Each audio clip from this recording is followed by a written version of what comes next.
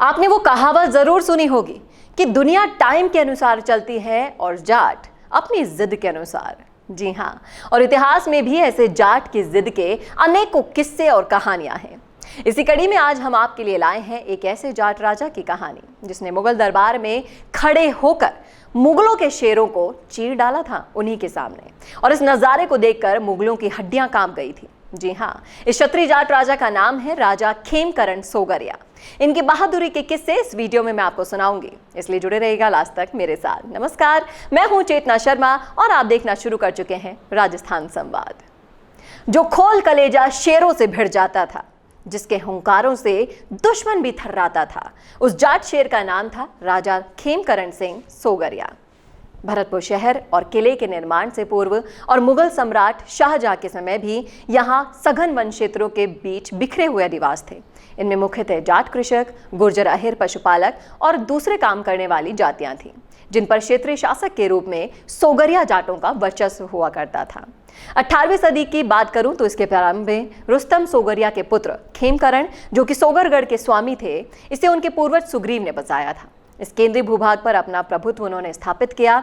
बहादुर, साहसी और अजय योद्धा खेमकरण ने अपने राजनीतिक अस्तित्व को प्रभावशाली बनाने के लिए समीपवर्ती शक्तियों जैसे कि थूनगढ़ के राजा चूड़ामन, जयपुर के शासक सवाई मानसिंह और मुगल शासक मोहम्मद शाह से विभिन्न स्तरों पर कूटनीतिक संबंध बना लिए थे। मुगल शासक ने खेमकरण सोगरिया की शक्ति और जन समर्थन को स्वीकार करते हुए दिल्ली से दक्षिण के शाही मार्ग को सुरक्षित रखने के लिए खेमकरण की सत्ता को वैधानिक मान्यता के अभाव में भी स्वीकार कर लिया था और उसे समस्त भूभाग से राहदारी और लगान वसूल करने की अनुमति दी थी। क्योंकि इस भौगोलिक दृष्टि से दुर्गम क्षेत्र में बलशाली खेमकरण सोगरिया को शासक पद से वंचित करना बिल्कुल भी संभव नहीं था। खेमकरण और चूड़ामन ने स्थानीय सैन्य और प्रादेशिक समझौते किए और दोनों ने मिलकर मुगल सम्राट का राजनीतिक स्नेह भी प्राप्त किया। सम्राट फर्रुख शेर की अनुमति से सन 1715 ईस्वी में मुगल दूत के रूप में कमरुद्दीन खान सोगरिया सरदार रुस्तम और खेमकरण से मिलने आए।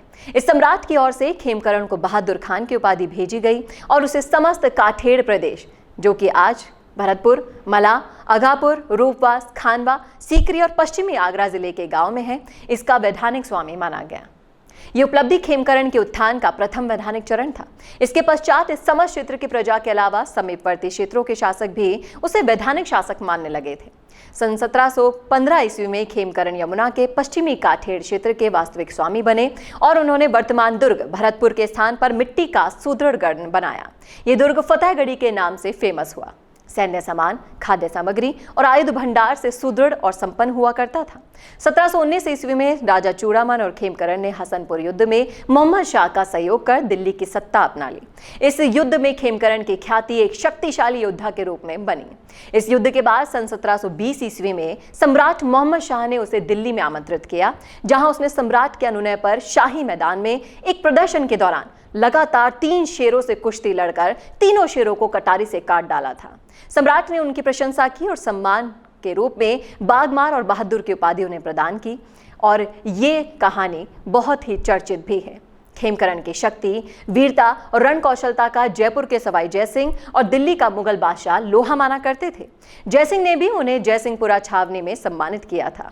उनके पराक्रम के कारण मुगल हरम में सन्नाटा छा जाता था। उनके विधर्मियों से बहन बेटियों के सतीत्व की रक्षा की और अपने अधीन ब्रज क्षेत्र में उन्होंने जजिया कर नहीं लगाने दिया, जबकि ये संपूर्ण भारतवर्ष में हुआ करता था। खेमकरण चक्राकार तलवार चलाने में प्रवीण थे।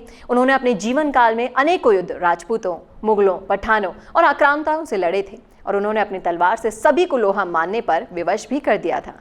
वो एक सफल योद्धा थे। 17वीं और 18वीं शताब्दी की बात करूं तो उत्तर भारत के राजनीतिक परिदृश्य में क्रांतिकारी भूमिका निभाने वाले अप्रतिम योद्धा खेमकरण सोगरिया ने स्वतंत्रता, धर्म, संस्कृति और मानवता की रक्षा के लिए मुगल सल्तनत से लंबा संघर्ष किया था।